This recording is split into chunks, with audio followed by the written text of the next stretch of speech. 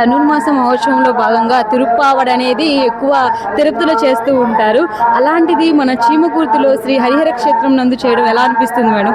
అమ్మ ఇది మటుకు ఒక 4 సంవత్సరాల నుంచి తిరుప్పావడ సేవ అంటే ధనుర్మాసం ప్రతి సంవత్సరం కూడా చాలా విశేషంగా జరుగుతుంది.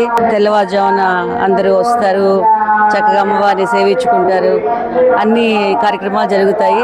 దీంట్లో భాగంగా విశేషంగా 15-16 కార్యక్రమాలు జరుగుతాయి. కుంకుమార్చనని, తులసి దళార్చనని, సుదర్శన హోమం, తిరుప్పావడ అంటే తిరుమలలో ప్రతి వారం కూడా ప్రతి గురువారం జరుగుతుంది తిరుప్పావడ సేవ. తిరుమలలో మనకి అవి టికెట్ దొరకాలంటే కనుక ఎంతో కష్టంగా ఎన్నో సంవత్సరాలకి మనకి దొరుకుతాయి. అలాంటిది మరి హరిహర క్షేత్రంలో స్వామివారు ఈ సేవ చేయించుకుంటున్నారు. మరి ఈ సేవకి అందరూ కూడా వచ్చి స్వామివారిని దర్శించుకొని మరి మనకు తిరుమలలో మనం చూసే అవకాశం మనందరికీ దొరకదు కాబట్టి ఇక్కడ ఎంతో చక్కగా కందుల పండుగ తిరుమలలో అయితే ఏ విధంగా అయితే చేస్తారో ఈ సేవ అలానే మొత్తం అక్కడ ఎలా జరుగుతుందో ఇక్కడ కూడా అలానే జరుగుతుంది. మరి అందరూ వచ్చి కూడా స్వామివారిని దర్శించుకుని ఆ సేవ చూడాలని నేను కోరుకుంటున్నాను. అందరు భక్తుల కోసమేనమ్మ ఈ సేవ.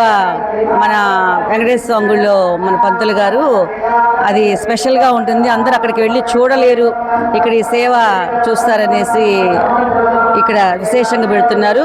అలానే తిరుమల నుంచి దేవస్థానంలో వంట బ్రాహ్మణులు వచ్చి చక్కగా వాళ్ళు మడి ఆచారంతో స్వామివారికి కావాల్సిన కైంకర్యాలు మొత్తం తయారు చేస్తారమ్మా. వాళ్ళే తయారు చేసి ఇక్కడ తయారు చేస్తారు. హరిహర క్షేత్రానికి వచ్చి ఇక్కడ ఈరోజు రాత్రి వస్తారు, తెల్లవారుజాము నుంచి మళ్ళీ మొదలు పెట్టేసి అందిస్తారమ్మా స్వామివారి. తిరుపతిలో ఏ విధంగా అయితే జరుగుతుందో ఆ అలంకరణ మనకు జరుగుతుంది. డిటో అంతే, ఇంకేమి తేడా ఉండదు.